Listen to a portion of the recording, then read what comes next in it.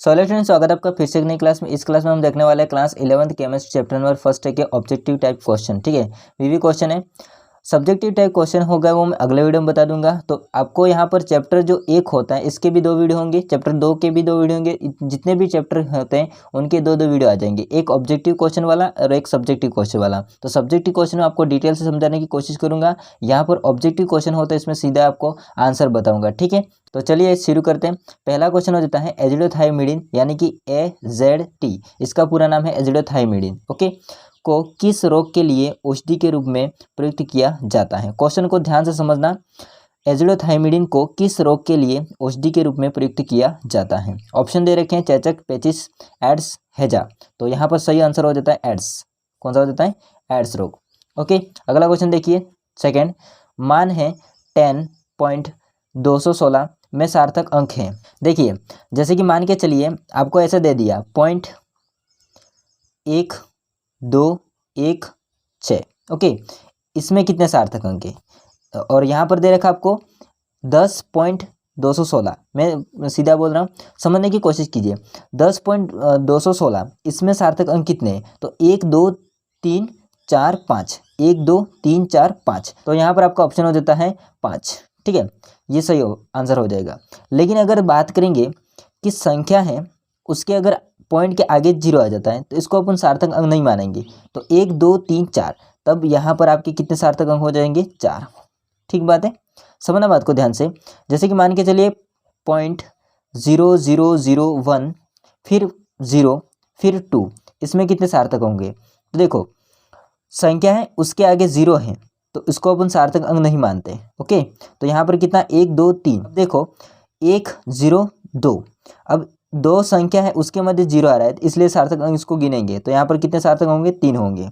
Okay, तो यहाँ पर आगे क्वेश्चन देखिए। तीसरा क्वेश्चन, हवा है एक यौगिक है, सामग्री मिश्रण है, विषमांगी मिश्रण है या तत्व है। तो देखो, हवा होती है ना, इसमें क्या होता है? गैसों का मिश्रण होता है। और गैसों का मिश्रण होता है, हमको दिखाई नहीं देता है कौन कौन सी गैस मिली हुई है वो, अर्थात इनका संगठन होता है वो समान होता है। तो फिर इसको हम क्या कहेंगे? सामग्री मिश्रण कहते हैं। ऑप्शन सेकंड इसका सही हो जाएगा। ओके, अगला क्वेश्चन है चौथा। पदार्थ की मात्रा का SI मात्रक है। तो पदार्थ होता है इसका SI मात्रक क्या हो जाता है? मात्रा का, तो मोल हो जाता है। ठीक है, इसका आंसर सेकंड हो जाता है।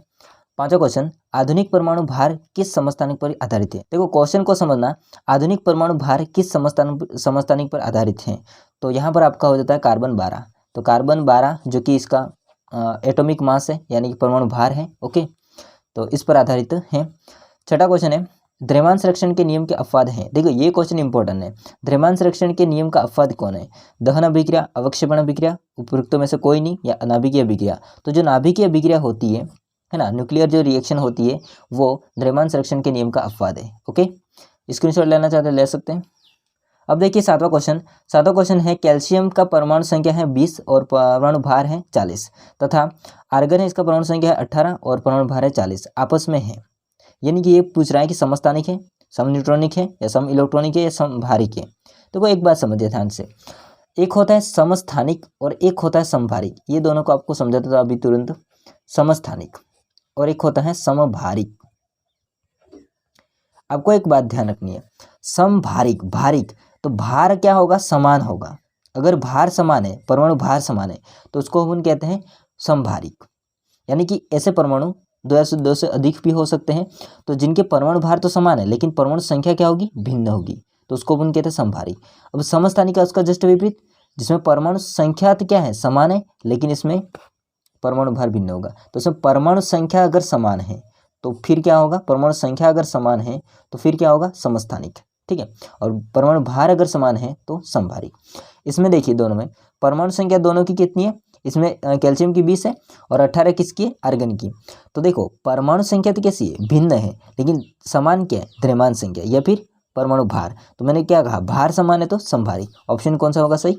सेकंड। ओके, अगला क्वेश्चन है, C2H6 के 1 मोल में उपस्थित है। तो C2H6 होता है इसके 1 मोल में उपस्थित है जो कि हाइड्रोजन के 6 कार्बन परमाणु। ओके, तो ऑप्शन सेकंड सही होगा इसका। अगला क्वेश्चन देख लेते हैं, 9वां। 72 किलोग्राम जल के वियोजन से उत्पन्न ऑक्सीजन का द्रव्यमान है। अगर 72 किलोग्राम है, इससे अपन तोड़ेंगे तो जल के वियोजन से, जल को तोड़ेंगे तो उससे जो उत्पन्न ऑक्सीजन का द्रव्यमान होगा वो है 64 किलोग्राम। कितना होगा? 64 किलोग्राम। ओके, अगला क्वेश्चन देखते हैं। निम्नलिखित में से किसमें परमाणु की संख्या अधिकतम है? तो यहाँ पर देखिए, अगर देखा जाए ना तो CO2 का देखेंगे 6.022 इंटू 10⁻21 है, अणु है, देखिए अणु है लिखा है पीछे, ठीक है। यहाँ पर एनटी पर CO2 के 22.4 लीटर है, ये लीटर है, तो यहाँ पर सबसे बड़ा कौन सा होगा? ये वाला। ओके, अधिकतम ये होगा। अगला देखते हैं, कमरे के ताप पर जल की एक बूंद में, यानी कोष्टक में लिखा गया आयतन जो कि 0.0018 ml अणुओं की संख्या कितनी होगी? देखिए, कमरे के ताप पर जल के एक बूंद में अणुओं की संख्या कितनी होगी? तो 6.022 इंटू 10⁻19 ये हो जाएगा। ओके, देख लीजिए ध्यान से। अगला देखते हैं, अगला हो जाता है 12वां क्वेश्चन। 1 किलोग्राम इलेक्ट्रॉन में इलेक्ट्रॉनों की संख्या कितनी है? देखिए 1 किलोग्राम 1 kg इलेक्ट्रॉन में इलेक्ट्रॉनों की संख्या कितनी होगी? तो 10⁻31/9.1। ओके, तो ये इसका आंसर हो जाता है सही। अगला देख लेते हैं, यहाँ पर 13 MgCl2 में Mg परमाणु भार इसका 24 है, उसका तुल्यांकी भार होगा। तो Mg होता है इसका परमाणु भार, तो 24 है, लेकिन इसका तुल्यांकी भार कितना होगा? 12। ओके, अगला देख लेते 14 4 ग्राम NaOH 250 ml विलियन में उपस्थित है, तो इसकी मोलरता कितनी होगी? ओके, तो ये मोलरता वाला मैंने पढ़ा दिया है एक्चुअल में, तो इसका अगर नहीं देखा तो इसका लिंक आपको डिस्क्रिप्शन में मिल जाएगा या ऊपर आई बटन पर क्लिक करके देख सकते हो। ओके, मोलरता मैंने पढ़ा दिया है, 2-3 बार पढ़ाया है इसके। तो यहाँ पर इसका सही आंसर हो जाता है भैया जी 0.4 मोलरता। ठीक है, 0.4 मोलरता, मोलरिटी। ओके, कैपिटल M मतलब मोलरता हो जाएगा और स्मॉल m मतलब मोलरता हो जाएगा, मोलरिटी। ओके, तो कैपिटल है मतलब मोलरता, मोलरिटी।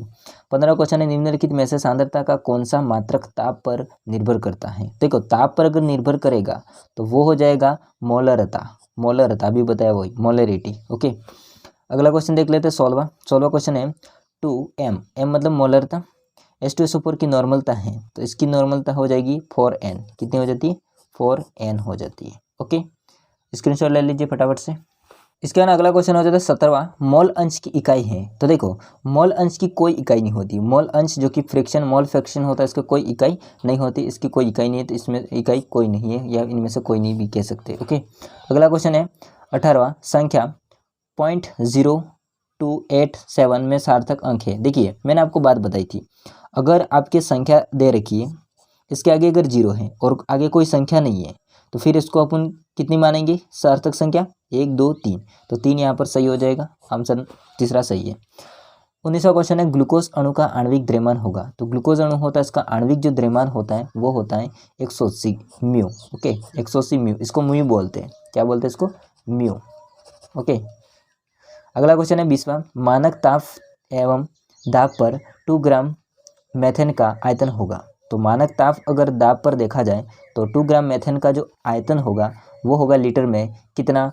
2.8 लीटर। कितना हो जाएगा? 2.8 लीटर हो जाएगा। ठीक है, तो ये लास्ट एंड फाइनल क्वेश्चन था 20वां, जो कि ऑब्जेक्टिव क्वेश्चन था। तो इतने सारे क्वेश्चन थे जो कि इंपॉर्टेंट है, वो मैं आपको बता चुका हूँ। अब सेकंड जो वीडियो आएगा उसमें सब्जेक्टिव क्वेश्चन आपको बताने का प्रयास करूंगा, उसमें समझाने की कोशिश भी करूंगा। तो ये वीडियो कैसा लगा कमेंट करके जरूर बताइएगा। वीडियो अच्छा लगा तो वीडियो को लाइक कीजिए, चैनल को सब्सक्राइब नहीं किया तो कर देना। मिलते हैं नेक्स्ट वीडियो में, तब तक के लिए जय हिंद, वंदे मातरम।